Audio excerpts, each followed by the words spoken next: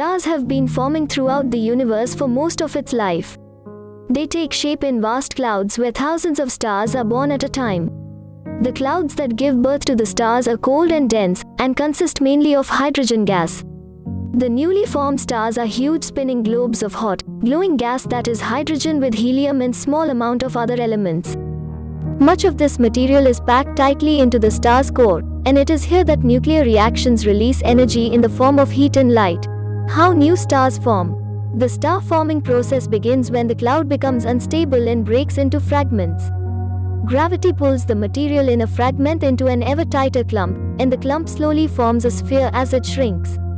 Now a protostar, this star's to be carries on shrinking, its core getting denser and hotter. Eventually the pressure and temperature are so high that nuclear reactions begin, and star starts to shine.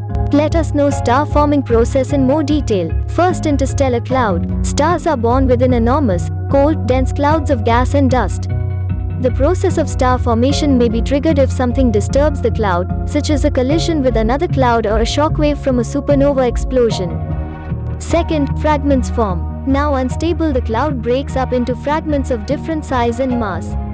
The most massive and dense of these fragments are gradually pulled by their own gravity into tighter clumps. These shrinking fragments will eventually turn into protostars. Third, protostar. A protostar forms. Gravity pulls material into its core, where the density, pressure, and temperature build up. The more matter the original cloud fragment contained, the greater the temperature and pressure rise as protostar develops. Fourth, spinning star. The growing mass at center creates as a gravitational pull, drawing ever more gas and dust inwards. A bit like water going down a plug hole, the material being pulled in stars to spin around.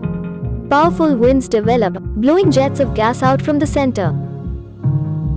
Fifth, a star is born. Squeezed by force of gravity, the protostar's core becomes so hot and dense that nuclear reactions occur, and star begins to shine. The glowing core produces an outward pressure that balances the inward pull of gravity, making the star stable. It is now a main sequence star. Sixth, planets form. Not all the material from the gas cloud has been used to make the star. The leftovers form a spinning disk of gas and dust around the star.